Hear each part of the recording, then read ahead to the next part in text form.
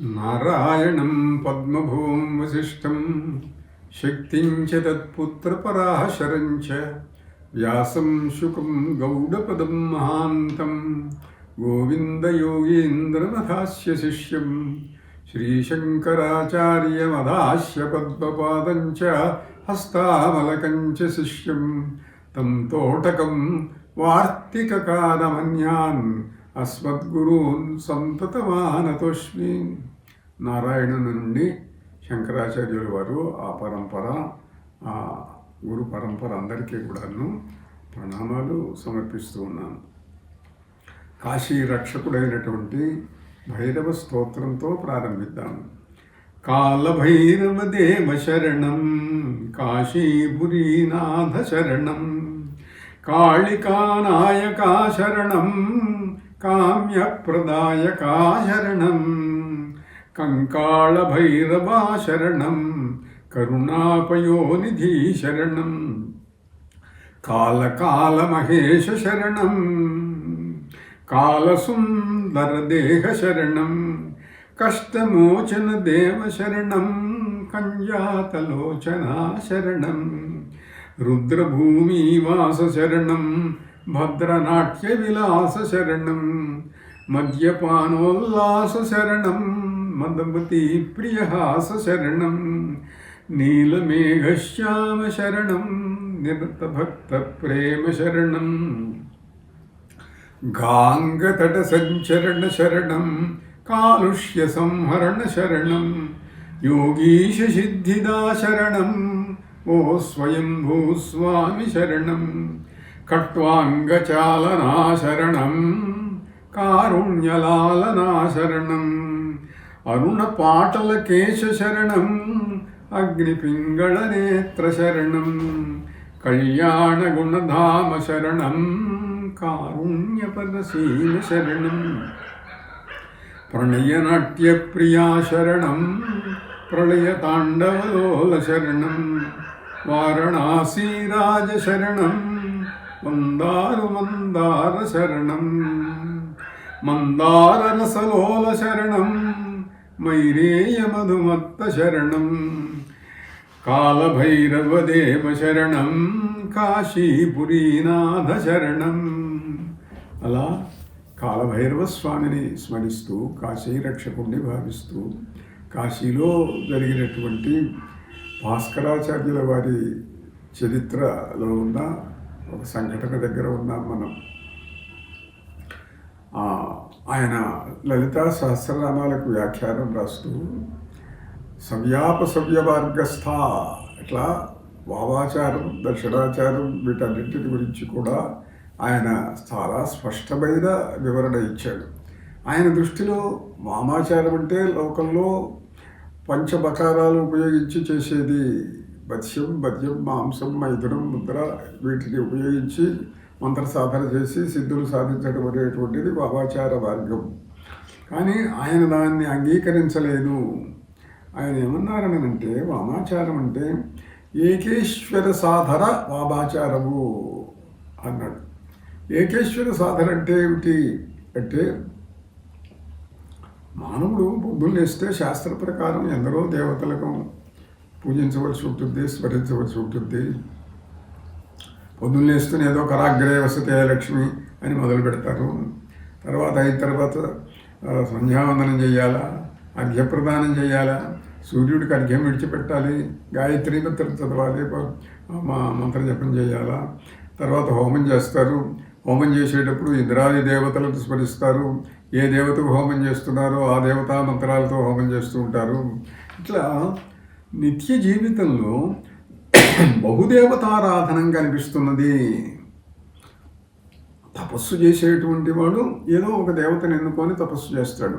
అయితే మామూలుగా నిత్య జీవితంలో మాత్రం ఇవన్నీ కనిపిస్తూ ఉన్నాయి. ఇవన్నీ కనిపిస్తూ ఉన్నప్పుడు ఒక వ్యక్తి నాకు ఒక్క దేవతే కావాలి, నేను ఇద్దరు దేవతలను భావించలేను, ఆ ఒక్క దేవతే నాకు ఇష్టం, ఇంకో ఇతర దేవతను స్మరించను అన్నామనుకోండి, ఇతర దేవతలను తిరస్కరించడం కూడా భావ్యం కాదు. ఎందుకంటే ఎవరి అధికారాలు వాళ్ళకు ఉన్నాయి.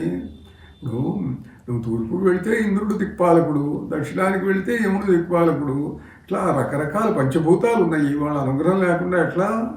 అందువల్ల ఏమిటంటే ఆయన అన్నది, మీరు ఏ దేవతనైనా స్మరించండి, ఒక ఇష్టదేవతను ఎన్నుకోండి, ఆ ఇష్టదేవతా స్వరూపముగా మిగిలిన దేవతలను భావించండి.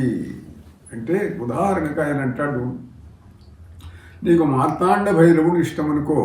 ఆ శబ్దం ఆయన తీసుకున్నాడు ప్రధానంగా. మార్తాండ భైరవుడు ఇష్టము, నీవు శివాలయానికి వెళ్తావు, శివుడికి నమస్కారం చేయి, మార్తాండ భైరవాయ నమశివాయ అను.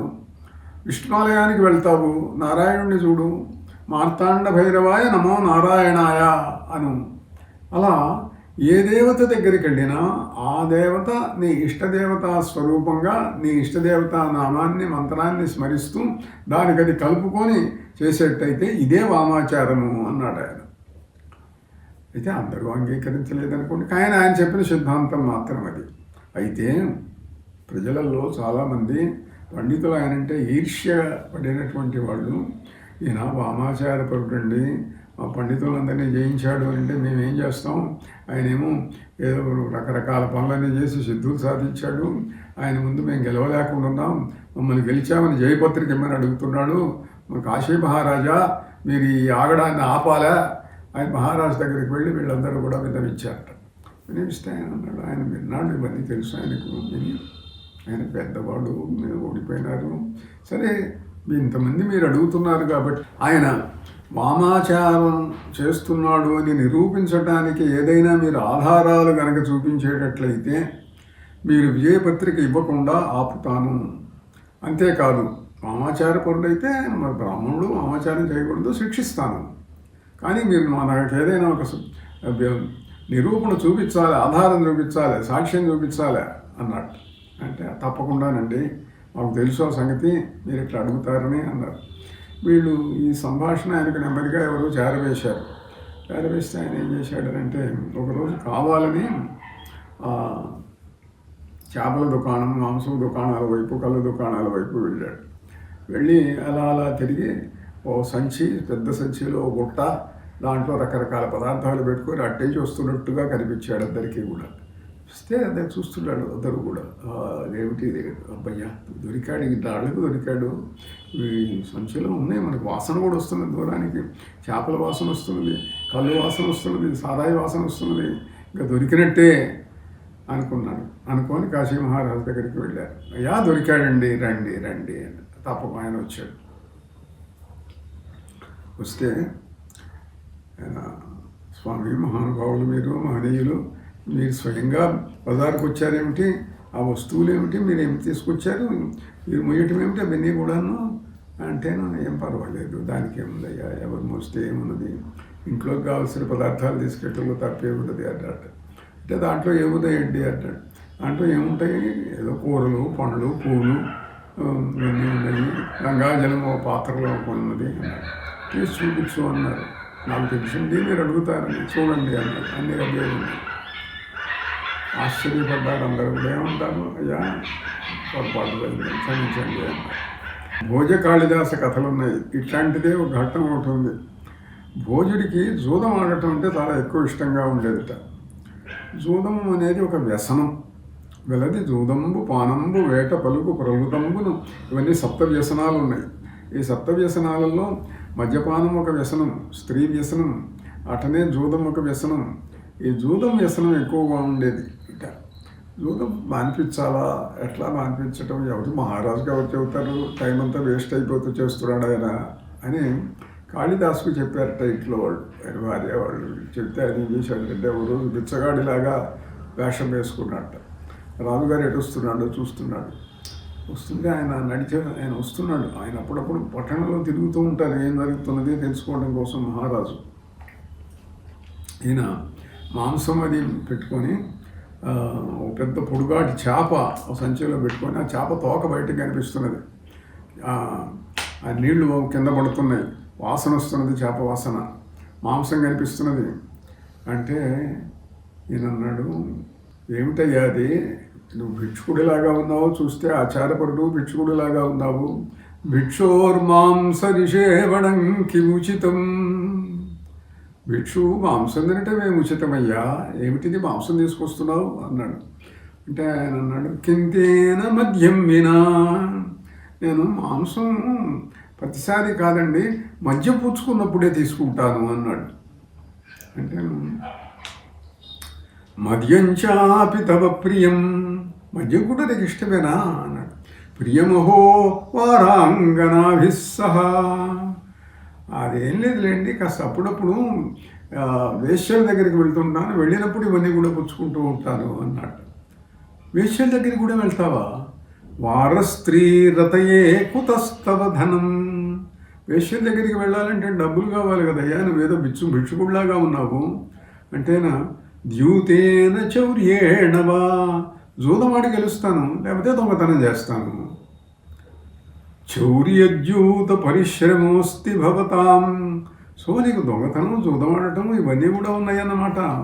భ్రష్టస్య కావాగతి, మహారాజా భ్రష్టుడికి ఇంకా వేరే ఏముందండి, భ్రష్టుడే ఇలాంటి పనులు చేస్తాడు, జూదమాడతాడు, చేస్తాడు, వెళ్ళొస్తానండి అన్నాడు, వెళ్ళిపోయినట్టు. అప్పుడు భోజుడు గ్రహించాడు, ఓహో నాకు పాఠం చెప్పటం కోసం ఎవరో ఇట్లా వచ్చాడు అని తెలుసుకున్నారు. ఇలాంటివి సంస్కృతంలో చాలా చోట్ల ఉన్నాయి. ఇప్పుడు ఈయన సంచిలో మాంసాహారం చేపలు తీసుకొచ్చాడని కదా పండితులందరూ ఆక్షేపించింది. ఇలాంటిదే ఇంకోటి ఉంది. ఇంకో పండితుడు ఇట్లనే చేపను పట్టుకొని వస్తున్నాడు, చూపించటం సిద్ధుడుగా.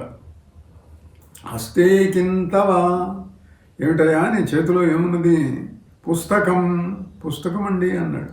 పుస్తకం పొడుగుగా ఉంది ఏమిటి? ఈ రోజుల్లో పుస్తకాలు ఎట్లా ఉంటాయో తెలుసుగా ఉంది, కానీ ఆ రోజుల్లో తాటాకులు కదా పుస్తకాలు, పొడుగుగా ఉండేవి. పుస్తకమా? కిముదకం, నీళ్లు గారుతున్నాయి ఏమిటి ఆ పుస్తకంలో నుంచి? కావ్యార్థ సారోదకం, కావ్యార్థ సారం అండి, రసం అండి, రసం కారుతున్నదండి, రసవంతమైన పుస్తకం అండి. అదేమిటయ్యా అట్లా? గంధ కిం, అదేమిటి ఏదో వాసన వస్తున్నదే. ఘన రామ రావణ మహాసంగ్రామ రంగోత్థిత, రామరావణ సంగ్రామం అండి, ఆ జరిగితే కిందంతా నెత్తురు అవి ఇవి అన్నీ బడి, మాంసం ముక్కలు అన్నీ బడి వాసన వస్తున్నదండి. అదేమిటయ్యా అట్లా? పుచ్చక్కిం, ఏదో తోకలాగా కనిపిస్తుంది ఏమిటయ్యా? గన్న తాళపత్ర లిఖితం, ఈ తాళపత్రం మీద రాసిందండి, అందుకని పొడుగ్గా కనిపిస్తున్నదండి. కిం పుస్తకం హే కవే, ఏం పుస్తకం అయ్యా అది? రాజన్ భూసురదైవతైశ్చ పఠితం రామాయణం పుస్తకం, అందరూ చదువుకునేటువంటి రామాయణం అండి అన్నాడు. సరే తీస్తే రామాయణం కనిపిస్తుంది, ఆ మహిమ చెప్పటం కోసమేగా ఈ కథ పుట్టింది అసలు.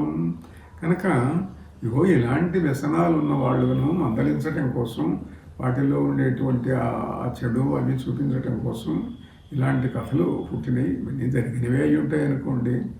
ఇలా సరే మొత్తం మీద భాస్కర్ రాయల వారిని ఆయన పూజించి ఆయన ఎంతో విజయపత్రికలు ఇప్పించి చేశాడు అనుకోండి. కాశీ మహారాజు ఎంతో భక్తితో ఆయన పూజ చేసి గౌరవించాడు. ఈ బ్రాహ్మణ్యం అంతా అడిగారయ్యా, మీరు మహానుభావులు, మహనీయులు, ఈ కాశీ మహాపట్టణంలో మీరు ఉండటమే మాకు అదృష్టం, అని మీరు రాసిన వాటిల్లో కొన్ని మాకు సందేహాలు ఉన్నాయండి అంటే, ఇందాక సందేహం అడిగారుగా ఆచారాన్ని గురించి, ఇప్పుడు ఏమిటి అన్నాడు. మహాచతుషష్టి కోటి యోగిని గణసేవిత, చతుషష్టి కోటి యోగిని గణములు లలితాదేవికి ఉన్నవి. చతుషష్టి అంటే 64 కోట్ల పరివారం, పరిచయ సఖీగణం ఉన్నదట ఆమెకు, యోగిని గణం, వాళ్ళందరూ సేవిస్తూ ఉంటారు అని అన్నారు. మీరు అదే అర్థం రాశారు అంటే, అర్థం ఉడికి శబ్దాన్ని బట్టి అర్థం రాశారా, మీరు నిజంగా నమ్మి రాశారా? నమ్మి రాశానంటే నమ్మకమేనా? మీరు ఏమన్నా చూశారా? ఒట్టి నమ్మకం ఏమిటండి? చూశాను. వాళ్ళందరినీ మీరు ఎరుగుదును, మాకు చూపిస్తారా? మీకు ఎందుకు చూపించాలి? కాదండి చూపించండి. చాలామంది లోకంలో దేవుణ్ణి చూపించండి అని అడుగుతుంటారు నాస్తికులు. దేవుణ్ణి ఎందుకు చూపించాలా? నీకు చూపించాల్సిన అవసరం ఏమున్నది? దేవుణ్ణి చూపించడం గురించి చాలా చమత్కారంగా ఆంధ్రదేశంలో కథలు ఉన్నాయి. ఆంధ్రదేశమే కాదు, రామకృష్ణ పరమహంసను నరేంద్రుడు వెళ్ళి అడిగాడు, ఏమండి మీరు దేవుణ్ణి చూశారా? నేను చూశాను, నాకు చూపిస్తారా? చూపిస్తాను. యోగ్యత వచ్చేట్టు చేశాడు, చూపించాడు నరేంద్రుడు. అదే రమణ మహర్షిని వెళ్ళి అడిగారట. దక్షిణ దేశంలో మహనీయుడిగా పేరు చెందినటువంటి వాడు. ఆయన వెళ్ళి అడిగితే దేవుణ్ణి చూపిస్తారా అని అడిగి, దేవుడా అతడెవరు, ఏం చేస్తుంటాడు అంటే, ఆకారము నామము ఉన్నటువంటి వాడిని నువ్వు చూడాలనుకుంటున్నావా? ఈ ఆకారానికి నామానికి శబ్దానికి మూలమైనటువంటిది ఏదో దాన్ని చూడాలనుకుంటున్నావా? అసలు దేవుడు అది, దాన్ని చూడడానికి ప్రయత్నించు. అది కనిపించేది కాదు, వినిపించేది కాదు, కానీ తెలుస్తుంది అని ఆయన తోచిన పద్ధతిలో ఆయన చెప్పాడు. ఆంధ్రదేశంలో ఉమామేశ్వర పండిట్ అనే గొప్ప వక్త ఉండేవాడు. ఒక శతాబ్దం, ఒక తరం కింద. ఆయన చాలా మహనీయుడైనటువంటి అపర వివేకానందుడిగా పేరు చెందాడు. ఆ రోజుల్లో ఒకరోజు ఆయన ఉపన్యాసం చెప్తున్నాడు. ఒక కాలేజీ స్టూడెంట్ మధ్యలో లేచి నిల్చున్నాడు. లేచి నిల్చుని, ఏమండి మీరు దేవుని గురించి చెప్తున్నారు, నాకు దేవుడిని చూపిస్తారా? వేల మంది ప్రజలు చూస్తున్నారు, నాకు దేవుడిని చూపిస్తారా అన్నాడు. తప్పకుండా చూపిస్తాను. చూపించండి అని. ఎవరికి చూపించాలా? నాకు చూపించాలి. నువ్వు నాకు కనపట్టలేదు, నువ్వు నాకు కనిపించు, నీకు చూపిస్తా. నేను ఎవరికి చూపించాలి? నీకు చూపించాలి. నువ్వు ఎక్కడున్నావు? ఇక్కడే నిల్చున్నాను కదండి. ఇదిగో నాకు నీకు కనిపిస్తున్నది. ఏమో కనిపిస్తున్నది అయ్యా? నీ ప్యాంటు కనిపిస్తున్నది, నీ చొక్కా కనిపిస్తున్నది, నీ చెయ్యి కనిపిస్తున్నది, నీ తలకాయ కనిపిస్తున్నది. నువ్వేది? ఇవన్నీ నీవిగా. నాది అని ఎప్పుడైతే అంటున్నావో అది నీ వస్తువు. నీ వస్తువులను నువ్వు చూపిస్తున్నావు. నా పెట్టె ఇది, నా చెంబిది, నా తప్పాదిది, నా గ్లాస్ ఇది, నా కలం ఇది అని చూపించినట్టుగా నా చెయ్యిది, నా కాలిది, నా మొహమిది అని చూపిస్తున్నావు. నీవు కనిపించు నాకు. వాడికేం మాట్లాడలే. నువ్వు కనిపించు, అప్పుడు నీకు చూపిస్తాలే, కూర్చోయి వాటికి ఇంకా అన్నాడు. అలానే ఈయనన్నాడు, మాకు మీరు చూపించాలండి అంటే, మీకు తెలుసు, నాకు తెలుసు, మీరు ఇట్లా అడుగుతారు, చూపిస్తానండి, దానికేమి అని. మీరందరూ కూడా వాళ్ళ సాయంకాలం గంగా స్నానం చేసి రండి, అందరూ కూర్చుందాము. అందరూ వచ్చారు. ఆయన పొద్దున అమ్మవారికి అభిషేకం చేసినటువంటి జలం ఒక మండలంలో పట్టుకొని వచ్చి కూర్చున్నాడు. భాస్కరాచార్యులు వారు ఆ కాశీలో అప్పుడు కుంకుమానంద స్వామి అని గొప్ప సన్యాసి, చాలా గొప్ప పండితుడు, వేదాంగవేత్త అయినటువంటి ఆయన ఉన్నాడు. ఆయన వచ్చాడు. వీళ్ళందరూ కూర్చున్న తర్వాత ఈయన చూపించండి సఖీగణాన్ని గురించి, యోగిని గణాన్ని గురించి అన్నారు. ఆయన తన కంఠంలోంచి రకరకాల గొంతులతోటి నేను ఫలారా ఫలారా ఫలారా వాళ్ళందరూ పేర్లు చెబుతున్నారు. వరుసగా పేర్లు చెబుతూ ఉంటే ఏం చేయాలో ఆ పేర్లు వింటున్నారు వీళ్ళందరూ కూడా. వింటూ మాకు పేర్లు గొంతులు వినిపిస్తున్నాయండి, ఎవరూ కనపడటం లేదు అంటే, కనపడటానికి కావలసిన అర్హత మీకు ఇంకా రాలేదు అంటే మీరు ఇవ్వండి, మీరు ఈ పూట మాకు ఇవ్వాలా అంటే, ఆయన తాను అభిషేకం చేసిన జలం కమండలంలో ఉన్నది. ఆ కుంకుమానంద స్వామి చేతికిస్తే ఆయన ఆ కమండల జలంతో అందరి కళ్ళు కూడా తుడిచారట. కాసేపు వాళ్ళందరికీ కూడా యోగిని గణం కనిపించింది. అమ్మవారు దర్శనమిచ్చారు, మాతంగి, వారాహి అందరూ కూడా దర్శనమిచ్చారు. ఇలా కాశీలో ఒక అద్భుతమైనటువంటి లలితా మంత్రసిద్ధుడైన మహాపురుషుని యొక్క దివ్యశక్తులు ఎలా ఉంటాయో ఆ కాశీ పట్టణంలో ఆనాడు పండితులందరూ కూడా చూడగలిగారు. ఇదంతా ఒక 300 సంవత్సరాల కింద జరిగినటువంటి సంఘటన మాత్రమే. సరే, తర్వాత భాస్కరాచార్యులు వారి జీవిత చరిత్ర చాలా అద్భుతమైన ఘట్టాలు ఎన్నో ఉన్నాయనుకోండి. ఇప్పటికి కూడా అన్నపూర్ణాలయంలో ఓ శివలింగం ఉన్నది. కాశీ విశ్వనాథుడి పక్కన ఉన్న అన్నపూర్ణాలయంలో శివలింగం ఉన్నది. ఆ శివలింగం మీద శ్రీచక్రం వేసి ఉంటుంది. ఆ శ్రీచక్రం వేసి ఉన్నటువంటి ఆ శివలింగం అది భాస్కరాచార్యుల వారు స్థాపించినటువంటి శివలింగంగా చెప్తారు. భక్తులు వెళ్ళి దాని దర్శనం చేసుకుంటూనే ఉంటారు. ఇలా భాస్కరాచార్యుల వారు లలితాదేవి యొక్క చరిత్ర, లలితాదేవి యొక్క జీవితం, సహస్రనామాలు, విశేషాలు, మహిమలు ఇవన్నీ లోకానికి తెలియటానికి కారకుడైనటువంటి ఒక మహాపురుషునిగా మనకు కాశీలో దర్శనమిస్తాడు. అలా కాశీలో ఎందరో దేవతలు ఉన్నారు. కాశీలో కాళీదేవి ఉన్నది, కామాఖ్య కాళీ ఉన్నది. ఇంకా కాశీలో విశేషం ఏమిటి అని అంటే, భారతదేశంలో ఉన్నటువంటి సమస్త క్షేత్రముల కూడా కాశీలో ఉన్నాయి.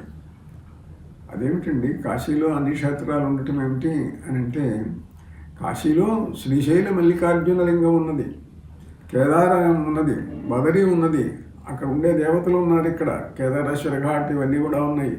ఇవంటి వీళ్ళందరి ఈ ఘట్టాలని ఉండటం ఏమిటి అని అంటే, కాశీ విశ్వనాథుడిని సేవించటానికి ఆయన సర్వేశ్వరుడు, సర్వాధికుడు కనుక ప్రపంచంలో అన్ని క్షేత్రములలో తీర్థములలో ఉండేటువంటి దేవతలందరూ కూడా ఇక్కడికి వస్తుంటారు కాబట్టి వాళ్ళ దేవాలయములు ఇక్కడ కూడా ఏర్పరచబడినవి, భక్తులు ఏర్పరిచారు. మరి ఏర్పరిస్తే ఏదైనా పర్వదినం వచ్చినప్పుడు, మహాశివరాత్రి వచ్చింది, ఏదో దేవీ నవరాత్రులు వచ్చినాయి, మరొకటి వచ్చినప్పుడు మరి వాళ్ళందరూ ఇక్కడికి వచ్చి విశ్వనాథుడిని సేవిస్తూ ఉంటే అక్కడ ఎవరుంటారండి అంటే, అక్కడ ఒక కళను ఉంచి 15 కళలతో ఇక్కడ ఉంటారు వాళ్ళు. 16 కళలు కదా, షోడశ కళ.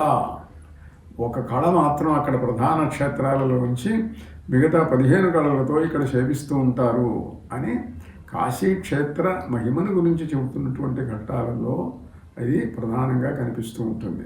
ఇంకా కాగా ఇట్లా కాశీలో ఉండేటువంటి దేవతలను స్మరిస్తూ విశ్వనాథుడు, అన్నపూర్ణ, వాళ్ళకి సంబంధించినటువంటి కథలు, గాథలు కొన్ని వింటూ ఉన్నాం మనం.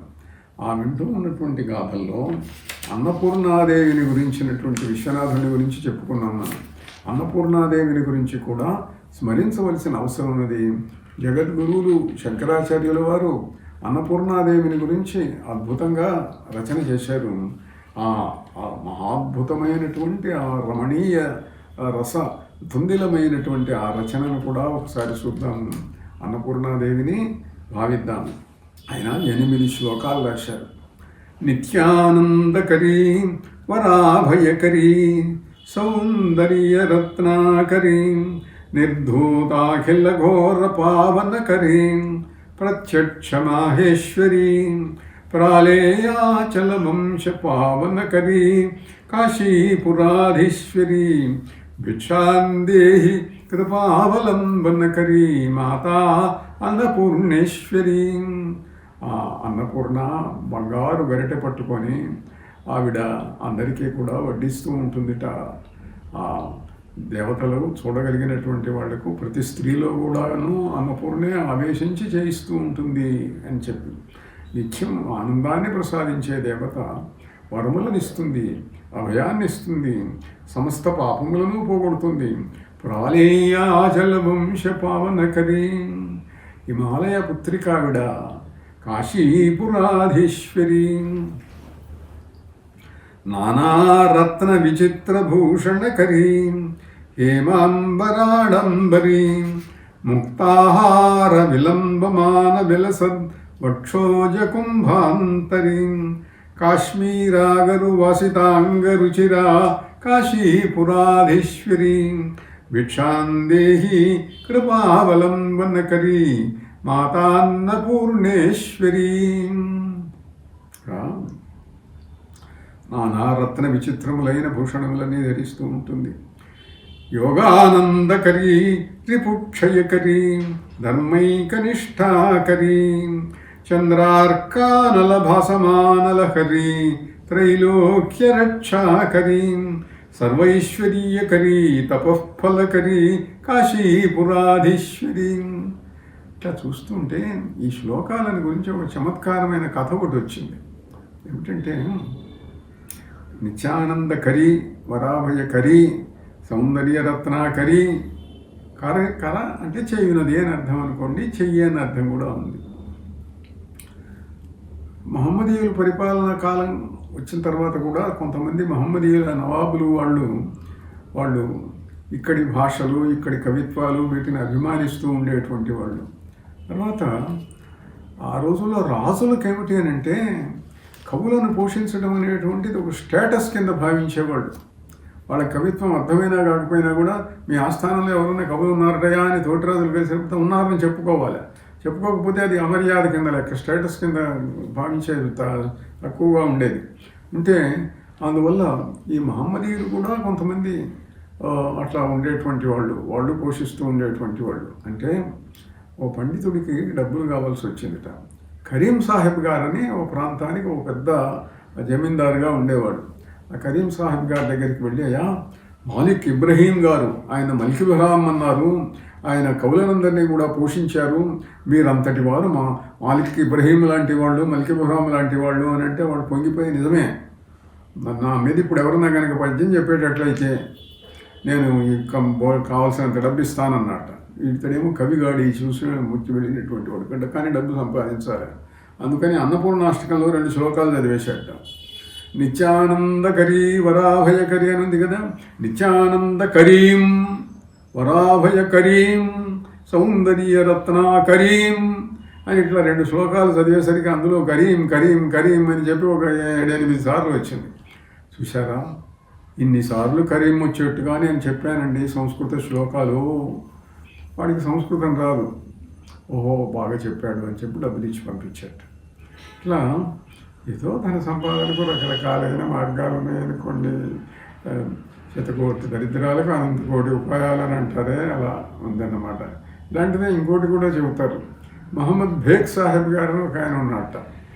ఆయన దగ్గర కూడా ఇట్లనే ఒక కవి వెళ్ళన్నట్ట. వాడికి ఇట్లనేమి రాదు, పండితుడు, కవిత్వం రాదు.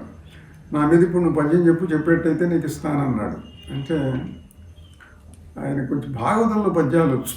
భాగవతంలో గజేంద్ర మోక్షం ఉంది. గజేంద్ర మోక్షంలో ఆ గజేంద్రుడు తిరిగినటువంటి అడవిని వర్ణించాడు పోతన్న గారు. అందులో అది మరియును మాతులుంగ లవంగలుంగ చూతకేతకి భల్లాత కామ్రాతక పనసవకళ వంజుల పటవట విటపి వీరుణ్ణి మహాలంకృతమును అని ఒక పెద్ద వచనం ఉన్నది. అది అయిన తర్వాత ఓ పద్యం ఉంటుంది. బిల్లి భల్లలు లాయక భల్లుక పండి ఖడ్గ గవయ వల్లి ముఖ చమరి జిల్లి హరి శర్భ కరికిరి మల్లా అద్భుత కాక గూక మహనీయంబై అనే పద్యం ఉన్నది. ఆ పద్యం చదివాడు వాడు. బిల్లి భిల్లలు లాయక భల్లుక పండి ఖడ్గ గవయ వలి ముఖ చమరి జిల్లి హరి శరభ కరి కిరి మలాద్భుత కాక గూక మహమ్మద్ భేకా అన్నట్ట. ఇంకేముంది, వాడు పొంగిపోయినాడు. ఏదో బంగారు నాణ్యాలు అన్నీ కూడా ఇచ్చాడు. ఇలా ఏదో జరుగుతూ ఉంటాయి అనుకోండి చమత్కారాలు కవిత్వాలలో. లోకంలో జరిగేటువంటి విశేషాలు ఇవన్నీ కూడా ఇలా ఉంటుంటాయి. ఇలా మొత్తం మీద అమ్మవారు యోగానందకరీ రిపుక్షయకరీ ధర్మైకనిష్టాకరీ చంద్రార్కానలభాసమానలహరీ యోగ సిద్ధులను ప్రసాదిస్తుంది. యోగానందకరీ అమ్మవారు యోగులు తపస్సు చేస్తే వాళ్లకు సిద్ధులను ఇస్తుంది, అనుగ్రహిస్తుంది. శ్రీనాథుడు కామాక్షిదేవిని గురించి చెప్తాడు.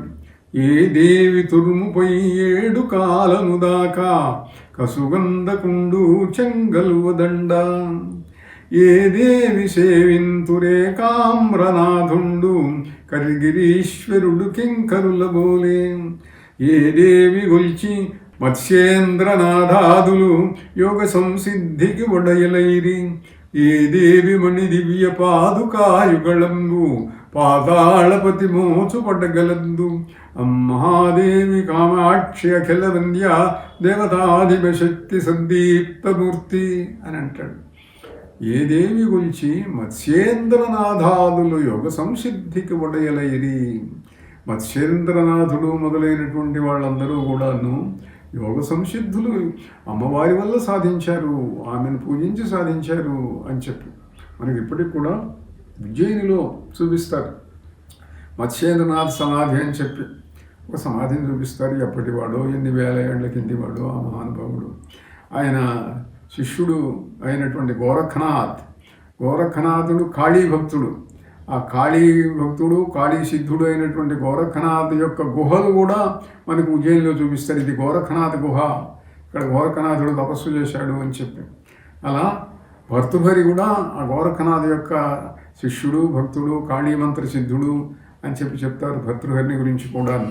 సరే, అలా మొత్తం మీద ఏమిటి అంటే యోగానందకరీ రిపుక్షయకరీ, యోగ సిద్ధులను ప్రసాదించేటువంటి ఆ దేవత పరమేశ్వరి, ఆ అమ్మవారు అన్నపూర్ణాదేవి. భిక్షాందేహి కృపావలంబనకరీ మాతాన్నపూర్ణేశ్వరి. ఇలా ఆ యోగీశ్వరి అయిన అన్నపూర్ణాదేవిని స్మరిస్తూ తర్వాతి ఘట్టం రేపు చెప్పుకుందాము. స్వస్తి.